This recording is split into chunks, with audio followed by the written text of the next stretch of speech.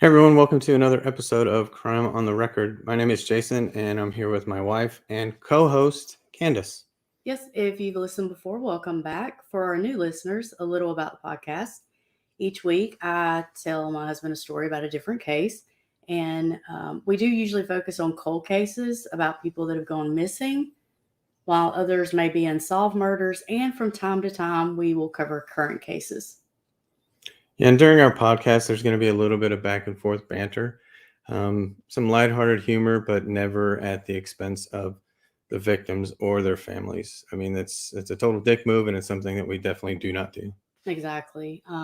Discussing the cases is a way to bring attention to them and, with any hope, possibly lead to solving them or bringing some kind of closure to the family. Yeah, and you can find us on Twitter at Crime on Record, or you can visit cotrpod.com, where you'll find information about this podcast, our other comedy podcasts, and then also information about our YouTube channel. And then we also post the documents that we use, the sources, and any evidence photos that we have on that side as well. So, with all that said, babe, what are we talking about tonight? Okay, so tonight we are talking about Brian Shaffer, which, if you are involved with true crime community in any way, shape, or form, you've heard of. But I'm guessing you have not, No. since you've never heard of anything. Okay, so Brian Shaffer was a second-year medical student at Ohio State and was dating another second-year medical student, Alexis Wagner. He was doing well in school, but his mother had passed away 3 weeks earlier from cancer, which is so sad. Yeah, it is. On March 31st, 2006, he and his roommate Clint walked to the Ugly Tuna Saloon bar, which I believe has since closed. I don't think it's there anymore. It's a good name, though. No, I really I like like the it. name. I like it. Yeah. His girlfriend was not with him, but they were planning to leave in a few days on a trip to Miami. Many friends and family believe he had planned to propose to her on this trip. God, so Yeah. mom dying and then a proposal, and then we end up here. Yeah. And this is another case in Columbus. Mm-hmm. Like we did one earlier. That was in Columbus. It seems like it's always Ohio, Florida, or Texas. Yes, we've discussed that. It's always states that I've lived in. So it does seem to be those three states predominantly. Yeah. So he calls his girlfriend around 10 p.m., tells her he loves her, and they kind of confirm their trip plans. She was going to go see her parents in Toledo and then meet back up with him Monday for their trip. So at one point, they left and walked around, but bumped into Clint's friend, Meredith, and then the three of them went back to the Ugly Tuna. Security footage outside the bar shows them riding up the escalator to the bar on the second floor, which sounds weird, like on the second floor, but I remember seeing one of the pictures. I guess I can pull it if I can find it again. That kind of shows. It looks like they walk into just like I don't know, it almost looks like just an entrance, like a lobby entrance. And then there's a bunch of steps and an escalator that go up to the second floor. So like a rooftop bar? Is it outside? I don't know. I don't think so. Oh, okay. No, I think it's just on the second floor. But when you look at the picture, I don't know what's on the first floor. Like it just looks like you open the door and go upstairs. So I don't know. I don't know. I guess I could see if I could find a different picture that makes it make more sense. But so around 1:50 a.m., we see Brian walk outside and he is seen talking to two college-age girls. This was the last time he was confirmed as seen, and he was not seen leaving the bar.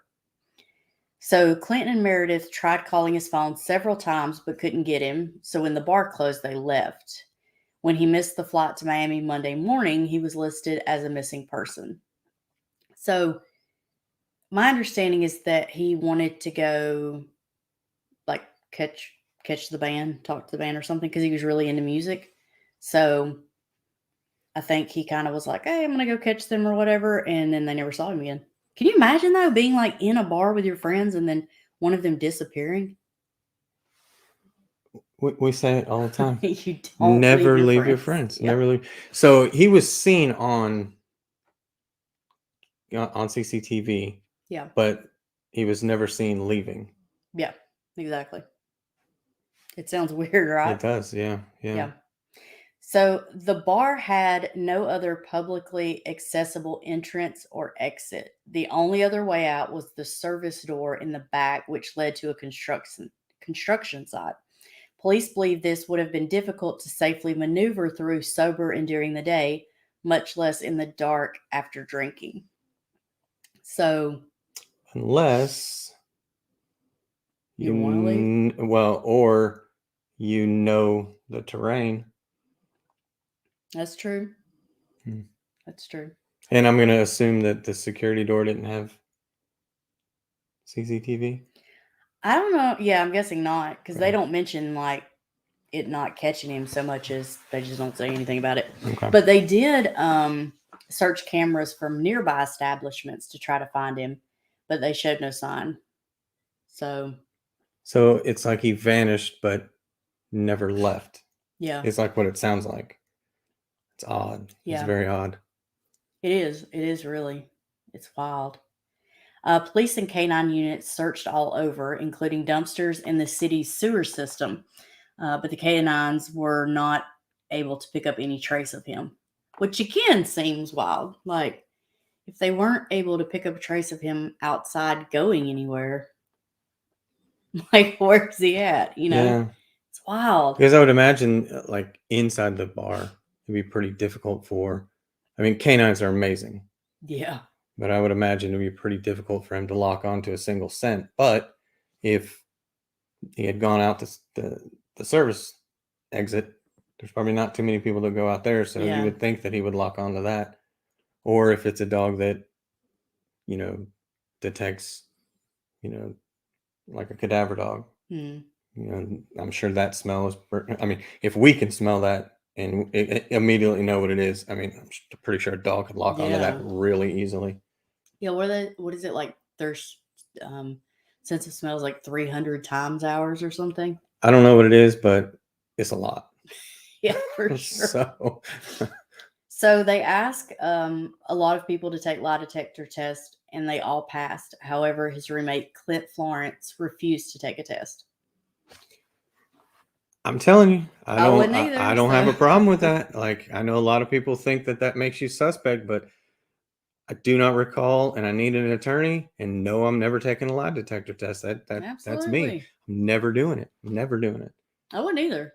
I mean, because it doesn't measure if you're lying. It measures your heart rate and blood pressure and all that stuff. And like, I'm an anxious person anyway. Like, you put me in front of something and I know you're testing me. Yeah, it's over. Yeah. And, I mean, and I'm always against stuff that's inadmissible in court anyway. Mm-hmm. And it's not a tool to rule anybody out. No. I mean, because it's only as good as the examiner doing it. And if they don't know what they're doing, I mean, yeah. Because how many times have we heard somebody passed and then later on down the road they find out they were guilty? It's like, so how'd they pass? If it's this foolproof method. Yeah, which it is not. Gosh, no. His lawyer said he had told the police everything he knew. So I guess he didn't feel the need to take it. Again, I'm with him. The two girls from the footage seen talking to him were reported to have never been talked to in some articles, but in others, it has been stated they were talked to and cleared of any suspicion, but never asked to take a polygraph. And I would imagine they did talk to them. I mean, I don't know. It's wild. Like, some of the articles you read say they were never talked to, but as we've learned in Debbie's case, like, whatever's salacious is what sells. So I feel like people aren't even trying to find the answers. They're just trying to put whatever sounds good. And why didn't they make them or ask them to take lie detector tests? I don't know. Seems weird that some, but not all. Yeah. Okay. I don't know, unless it's just because they didn't know him prior to that night. They just happened to be two girls he was talking to. Yeah. Okay. I don't know. Yeah. Because, I mean, yeah, if you just met somebody that night, the chances of, you plotting something. Yeah. And it was two girls. Like, if it were a guy he just met that night, was out there talking to, you might think, okay, what if they got in a fight and it went, a bunch of drunk guys. But, or if it was a girl that went missing. Yeah. Then, yeah, I could see that. So, okay. Well, that makes sense then. Yeah. His apartment was later broken into, and his family and the police hoped it had something to do with his disappearance, but it did not. So I'm assuming they might have been hoping that, if it had something to do with it, it would at least give him a lead. Because, I mean, the bar didn't give him any leads. What a coincidence, though.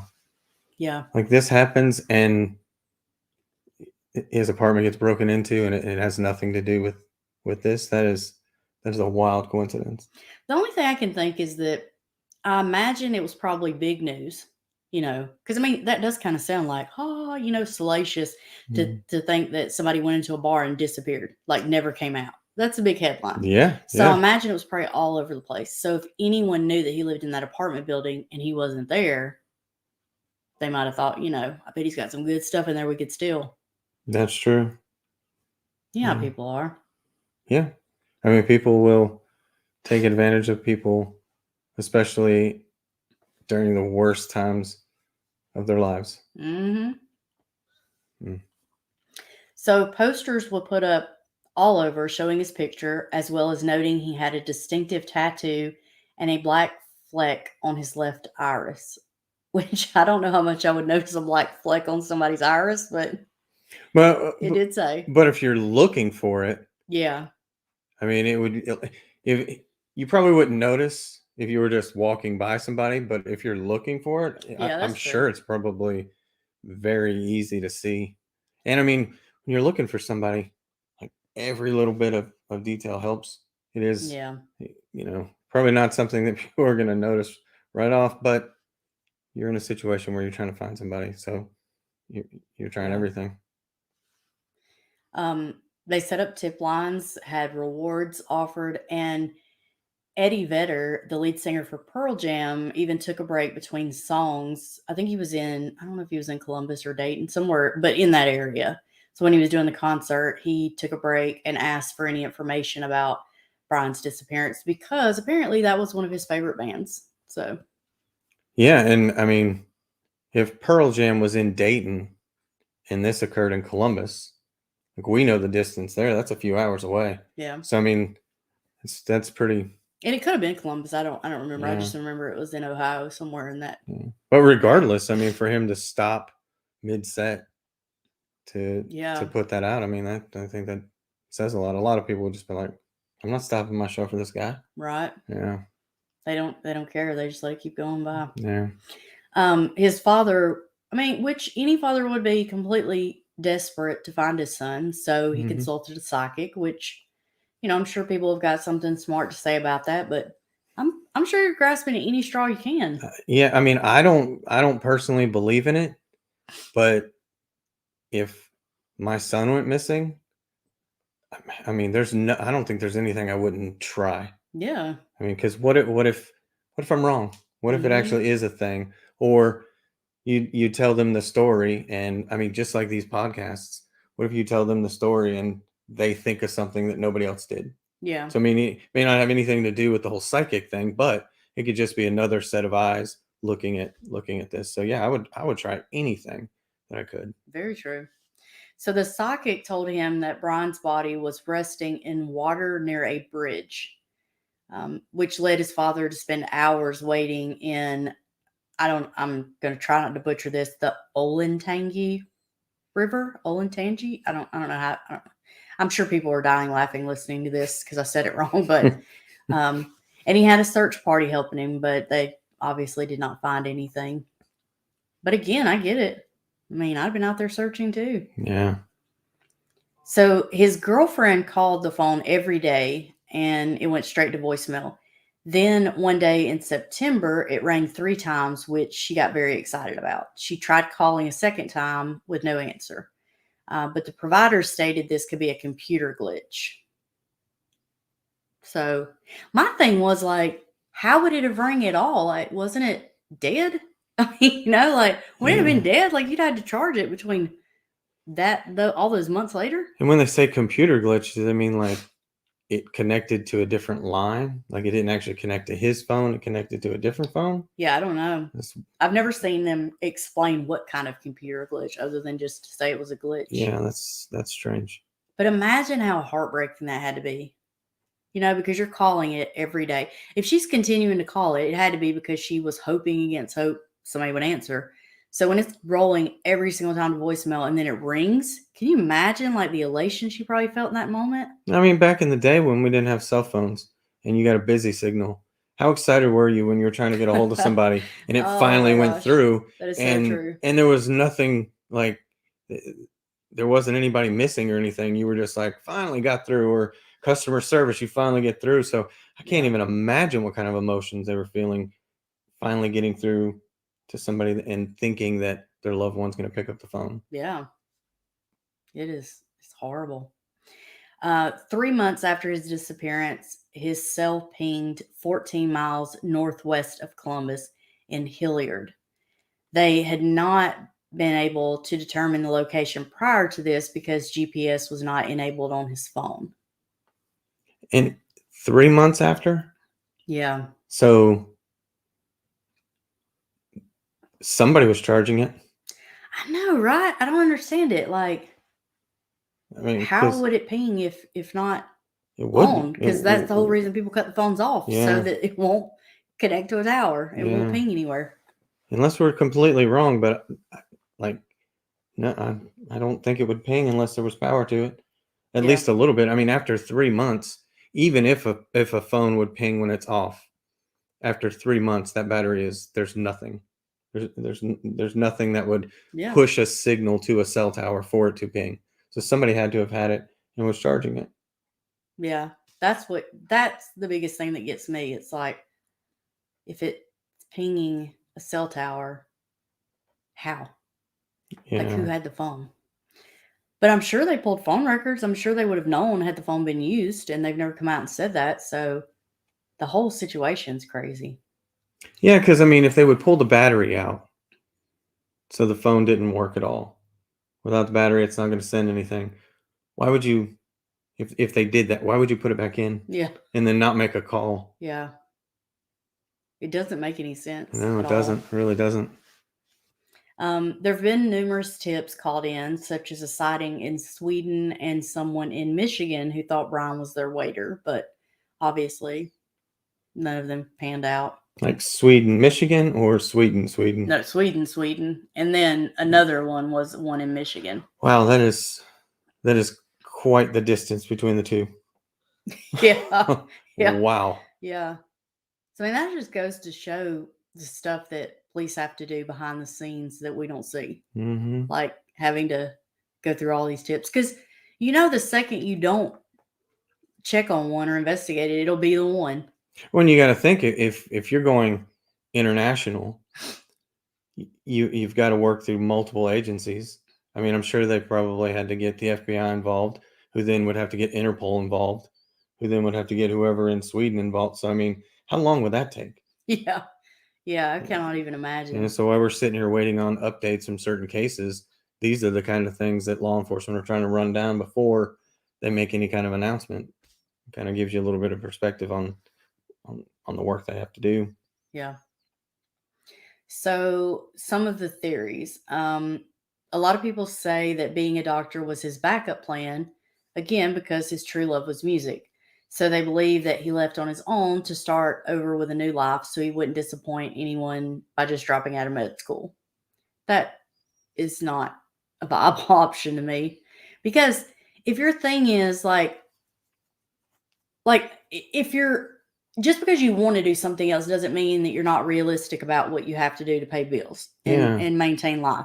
So the only reason that you're, in my opinion, gonna leave that to do something else is if that other thing is going to provide you money and income.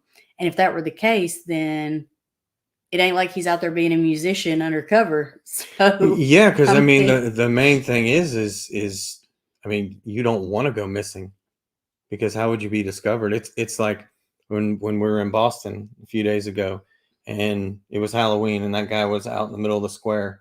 And I mean, he just had like Christmas lights around him and he was I yeah, mean, he was out, he wanted the whole world to see him. yeah, And I mean, and he was good. he was. So I wouldn't think that if you're trying to make it in, whether it be the music industry or the film industry, not putting yourself out there isn't exactly the way to get discovered. Yeah, exactly. Huh. Another theory, which kind of, I guess, goes along with this would be that he paid the band to sneak him out. I don't know. I don't think people are good at keeping secrets for long periods of time. So I feel like somebody would come out and said that. Because even if you were like, okay, they paid me, I'll sneak him out. Once you heard like the family crying over him being missing and seeing the hurt they were going through, I just feel like at least one of those people would have broke and been like, you know what, he's alive. He's fine. And what the band snuck him out so he could start this new life as a musician. I mean, you got to think. I mean, let's just be stereotypical for a moment, okay? You got a rock band. They're probably going to get drunk, and maybe they smoke marijuana. Eventually, somebody's going to be like, "What's the wildest thing that's ever happened?" Right. And then that's not to say anything's wrong with drinking or weed, but it's just like that's not something that you think of, because I mean, even if we snuck this dude out one time because he wanted to get away from med school, that's not hard to fathom that would happen. I mean, I'm sure they say other things that they shouldn't. And like you said, I mean, if you've got Eddie Vedder stopping in the middle of the set to talk about this guy, I wouldn't think that the music industry would just keep this a secret, like especially with the family looking for him. You'd eventually want to, and hey, you may be like, hey, this is going to be a dick move, but I'm telling the family. Yeah. You just need to be a man and tell your family you don't want to be a doctor. Right. I'm pretty sure they'd rather have that than you missing. Right. And then the second part of that is that some people believe the band snuck him out because they killed him. Which, why? Like, why would this band all of a sudden? Like, they didn't know him prior to this, to my knowledge. I mean, to anybody's knowledge, as far as I know. So I can't imagine the band was like, you know what, we should off this guy. It feels like his time. Yeah. Like, that just doesn't make any sense. And once again, like, the only way to make sure a secret stays a secret between two people is if one of them's dead. Yeah. So there's no way, a band is going to be able to keep that a secret. Eventually, somebody's going to say something. I mean, if Pretty Little Liars taught us anything, it was that. I wish you wouldn't have said that, only because that's exactly where I got that from. Yeah. Like, I can remember that in the intro, so now I feel like a little embarrassed that I brought that That's up. where everybody here remembers hearing it from. Not that there's anything wrong with the show if you're a guy watching it, but like, I should have heard that somewhere else. But it's in. I don't think you ever watched the show with me. You just. I watched the whole thing with you. Did you? Well, the second one. Oh, the second. Yeah, and it's in the intro song. Oh, that's right. That's right. I'm thinking of the first season. The like. Oh, I didn't watch that one. Yeah, because I was like, I don't remember you. But I'm not gonna lie, it's a great show. Right, I liked it. I mean, but yeah, you should have watched the first one. Well, you know what? What's done is done. But no, I mean, somebody would have said something. Yeah. There's no way you keep that a secret. I mean, we did do, what was it, Snowtown, Australia, and there was like 4 or 5 people that did that, and they did keep that secret. So it's not hard to believe, but they all had something to lose, and it was multiple murders. Yeah. It wasn't just this wild theory that they killed some guy and just. Yeah, I mean, I think that's the thing. Like, clearly, you don't have to worry about guilt getting to you if you're killing multiple people because you're a sociopath. Like you. But these people, I mean, even if it was somebody got angry and did something, you can't tell me they didn't break after a certain point. Yeah. I mean, yeah, it's been almost 20 years. Yeah, because I mean, think of how many arguments you hear about bands breaking up.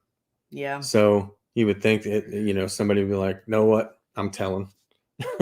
Right. And if this is truly what happened, what a bunch of pieces of shit. Yeah, they would be. They would be. But I don't think that. Yeah, I don't. It doesn't make sense there. No. Another one, and this is a big one. Some people are.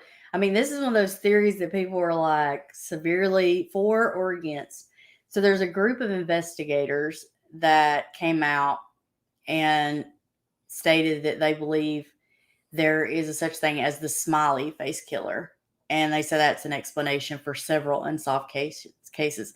The theory is that there's a person or group of people targeting young white men. These men have disappeared after being out drinking with friends, and then their bodies later found near bodies of water where they've been drowned. They claim there are always smiley faces nearby. I mean, it sounds ludicrous, but at the same time, I mean, when you listen to all these different cases, you're like, huh, I don't know. So, Was he ever found? no, that's the thing. Were there any smiley faces? Yeah. So I don't know. I would imagine that they would, like the smiley face killer or killers, like the whole point of putting a smiley face there is to make sure that they take credit for their for the murder. So if which you can't do if nobody knows about it. Right, right. So I mean that doesn't make any sense to me anyway. Yeah. So after this, his father joined the families of other missing persons and lobbied the Ohio legislature to reform the state's laws regarding missing persons cases. So now Ohio has a more organized protocol for investigating them. What that more organized protocol is, I don't know, but that's as far as into that as I got. But and this happened when? 2006. 2006, and we did. I can't remember his last name. Tyler. I can't remember his name, but earlier we did one on Tyler who went missing in Columbus. Yeah. In like 2018. But clearly, their protocol hasn't gotten much better. Well, yeah, right. I mean, because there wasn't much going on in that one either. So, how bad was it in 2008 that they had to improve it to what it isn't today? Well, 2006, but 2006, yeah. But wow, okay. So in 2008, though, and this is so sad. In a freak accident, his father, Randy, was killed. So while cleaning debris from a windstorm in his backyard, he was struck by a tree branch and killed. Isn't that so horrible? I mean, I can't even. I mean, because the only person left now is his younger brother. So you have this brother who's lost, or this guy who's lost his mom to cancer. Then his brother goes missing. He never gets answers. And then his dad's killed in this freak accident with a tree limb. Like, my goodness. I don't know how you go on. I know. Like, this poor guy. Like, I would never condone suicide. Yeah. But if he was to end his life that way, like, I don't know, like, I wouldn't be shocked that he would do it. Yeah. I mean, I certainly hope that that's not something he does. And I would imagine that this happened in 2008. So he's probably, still alive today. But I mean, God, you've just got to have the worst outlook on life. Yeah. Like, I mean, things happen to people and it's unfair, but this guy. Yeah. It's so sad. Like, my God. So after Dad's death, there was an online condolence book created. And someone went on and wrote, "To Dad, love, Brian," and they put in parentheses, U.S. Virgin Islands. So that was a whole thing because people, came out, believed he had run away, he was alive and well. And I'm sure, it was probably bashing him like, oh, he didn't even bother to come back for his dad's funeral. His dad spent the last 2 years of his life thinking his son was gone, like all this stuff. And then the police came out and said that the message was actually posted from a publicly accessible computer in Franklin County, Ohio. Yeah. And was determined to be a hoax. What a shitbag. Who does that? I knew as soon as you started talking that there was no way that was legit. No. I mean, people, these are the kind of people, and we've talked about this on our YouTube channel. These are the kind of people that, like, I don't want anything permanent to happen to their families, but if they could just get a glimpse of what it's like to live every day wondering where your loved one is at, and then they can return after this person has been put through just an amazing amount of torture and agony. Like, these are the people that deserve to have that happen to them. Yeah. Because I mean, and it's a big, and this is a problem with today. I mean, everybody is, they're not worried about saying anything, no matter how terrible it is, because they just hide behind their keyboards. Yeah. Like this kind of stuff, like they should be arrested. There should be a crime. If not, find them and sue them civilly, and just take everything you possibly could from them, because I mean that's just. I just don't understand who could do this to a grieving family. That's just, I don't even know. That's horrible. In 2020, there was brief hope when a photo went viral of an American man who was homeless in Tijuana, Mexico. He bore a striking resemblance to Brian, so it makes sense that it would float around, but it was determined not to be him after they did facial analysis. And they said they did extensive facial analysis, so they were sure that it was not him. If alive today, he would be 43 years old. And Central Ohio Crime Stoppers has offered. Sorry, I cannot talk today for some reason. You say that every podcast. I know. Offered a $100,000 reward. Well, I have TMJ every podcast, so I slur my S's sometimes. That's fair. So I would imagine, I don't know if it's said, but was he close with his dad?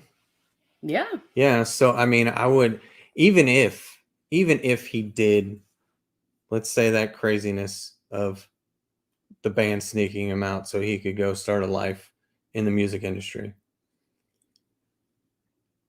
you would think that after a certain amount of time, he would have reached out. Yeah. And if they were really close, I would imagine that, I know, with my dad, if I was like, hey, I'm going to go be a doctor, and I was halfway through or wherever I was in it, and I came to him, I'm like, look, my heart's not in it. Music is what I want to pursue. We get one life. I'm not going to do it. I'm going to give it a shot. I can go back to med school. Exactly. And even if he was mad, he would eventually get over it and support me. So would you, I just don't see, if you're close to your parents or your father or your family or whatever, that, okay, yeah, they're probably going to be mad. Sure. Especially if dad's paying for med school. Right. So, that would be something that you would think of, but I wouldn't think putting them through this would be worth it. Yeah. And we go back to, there's no way you get discovered by being missing. So. And I mean, if he was serious enough about this girl that they thought he was going to propose, he's not going to leave her. Yeah, that too. I mean, yeah, that's a good point. Yeah, even if you get angry with your family, which there's nothing that shows that he was, but even if he were, you're not going to leave your girlfriend who you're in love with. Yeah, and if you're going to go after your dream, you're going to need a support system. Mm-hmm. You're going to need people that are there for you, especially in this situation, if he, let's just say he wasn't missing and he went out to pursue his dream, how great would it be to share that with somebody? Yeah. And from the struggle to the fame, all the way through it. So it doesn't make any sense that he would that's not a viable option for me. And the smiley face thing is also not, because they didn't take credit for it. Yeah, exactly. Yeah. If you have any information about this case, I feel like you would have already told somebody. However, if you do have any information, they suggest that you contact your local FBI agency. So, what do you think?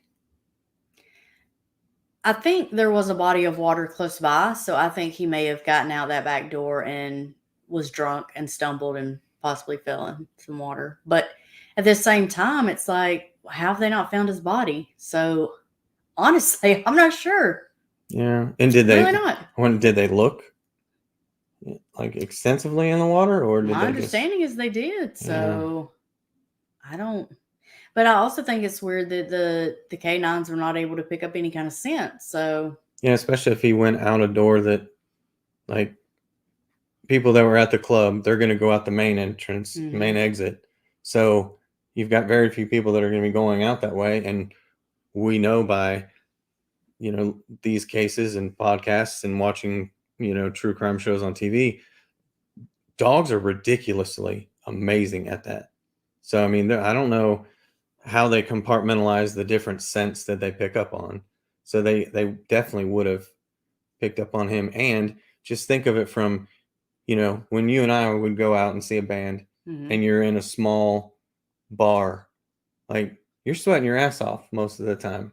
So, right. So I'm sure that the scent that the dog would have picked up on would have been very strong and very, just prominent for that dog.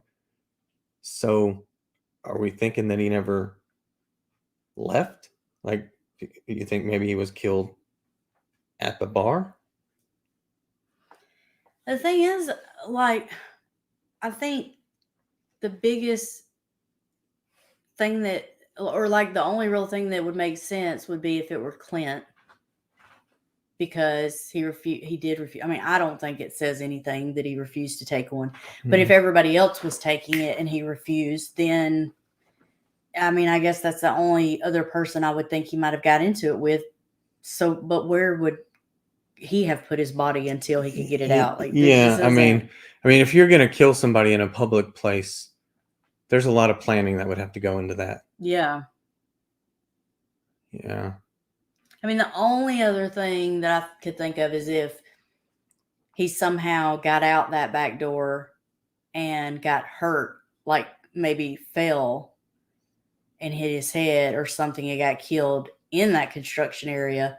And maybe the owners freaked out thinking, oh my God, I'm going to be liable for this because a patron got access to a door that led to our construction site and then were killed. So maybe they covered it up. Or, I mean, I don't know. It was their construction. I mean, it was just construction going on back there. So whoever came upon it and was like, oh God. I mean, and that's not to say that's what happened, but yeah, absolutely. Out of all the things that it could possibly be, I mean, I could kind of see that being potentially what happened. I mean, it is pretty far-fetched, but we've got nothing else. So yeah, maybe he did go out the back door and, like you said, he stumbled, fell, died, and then they found a spot in that construction area where they were able to, bury him somewhere, and then the construction crew continued their building or whatever it was, and maybe they found a spot that was going to be cemented the next day. I mean, that's I mean, out of everything we've talked about, as crazy as that sounds, that's almost the most likely avenue that you could pursue. I mean, let's be real though, it wouldn't shock me.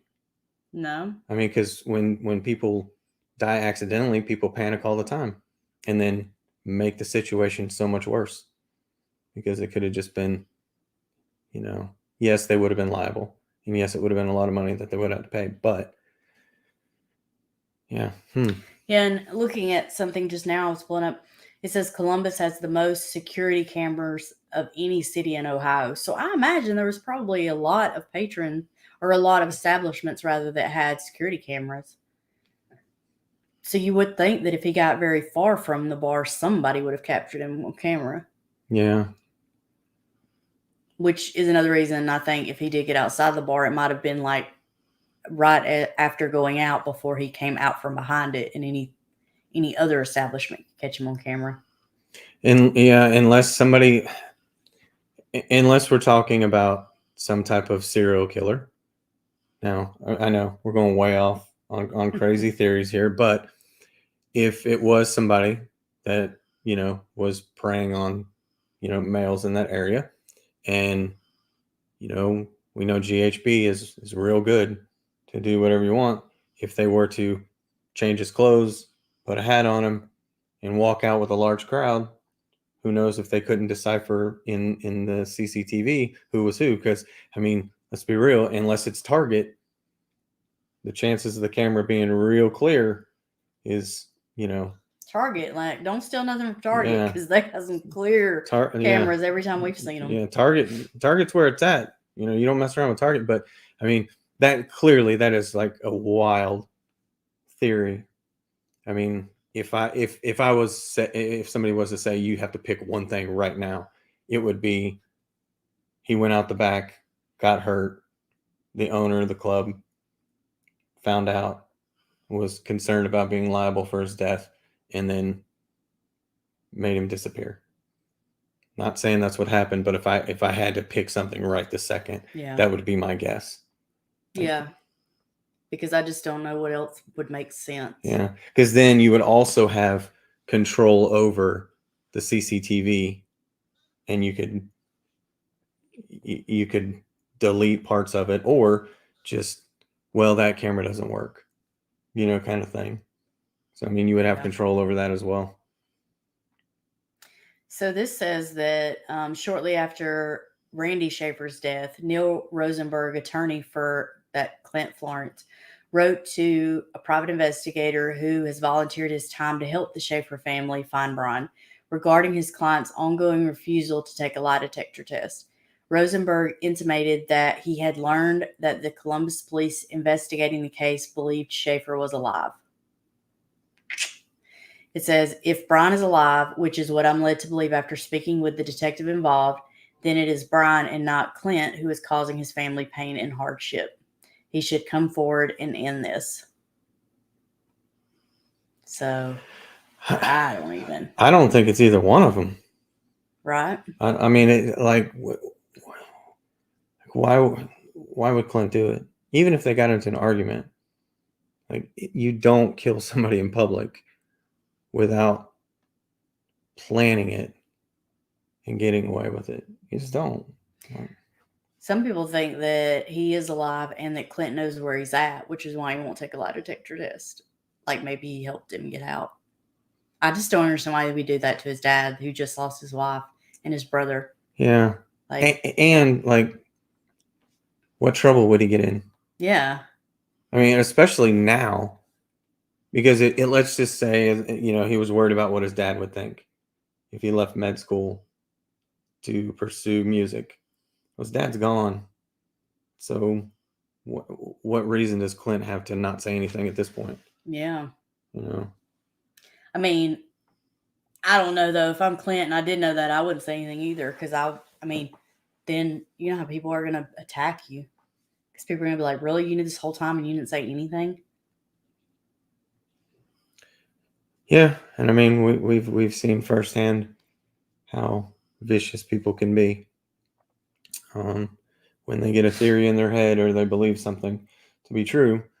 But I just don't know. I don't know if I could live with that. I don't even know if I could, even if that was the case. I don't know if I could sit there and watch my best friend's dad go through that. And his girlfriend and his brother. I mean, I don't think I could do that. Like, I'd keep your secret for a little bit, but I mean, I'll give you a head start, but you're going to have a clock. Be like, hey, I'll keep it for about 4 months tops, but you're going to have to be a man and tell your dad what's up about the whole doctor thing. I couldn't. Yeah. I think some people too have come up with the theory that if he wanted to leave on his own, he left in disguise. And that's why that you didn't see him. But they said that they could say with 100% certainty he did not leave via that escalator. That there's no way. They've accounted for every single person that they found on camera. And I mean, why choose now? Why choose then to leave? Yeah. Like, you've got so many other opportunities where he's a college student. He's in med school. And I mean, he's about to go on a trip to Miami with his girlfriend. Why not just go to Miami and not come home? Yeah. Just leave and not come back. I mean, there's too many things that kind of, for me, debunks the whole band helped him get away, or he snuck out because he wanted to go into music. If he snuck out himself, the only way I could see that is if he wanted to die by suicide because he couldn't handle losing his mom. But if that's the case, where is his body? Yeah, because I mean, it'd be real hard for him to. Yeah, I mean, he can't hide himself after he's dead. Yeah. So. Man. Yeah, I mean, for me, the only thing, like I said, if I had to choose something right now, would be he got drunk, found the employee-only exit, went out there, stumbled, died on the premises, and I'm sure I'm not the first person to have come up with that, but I've never seen it mentioned. So I don't know. Maybe it's not a big theory, so people haven't really given it much credence. But the first thing I thought of was liability. Like, yeah. Like, what if he accidentally went out there and got hurt, and these people just panicked and didn't want to? I mean, have to admit that somebody got hurt. Wouldn't be the first time it's happened. No, people panic all the time and do stupid stuff. But being snuck out by the band, that one but that one is above right. the idea that exactly. So, well, that is it. That is the case of Brian Shaffer. I still don't like it. No.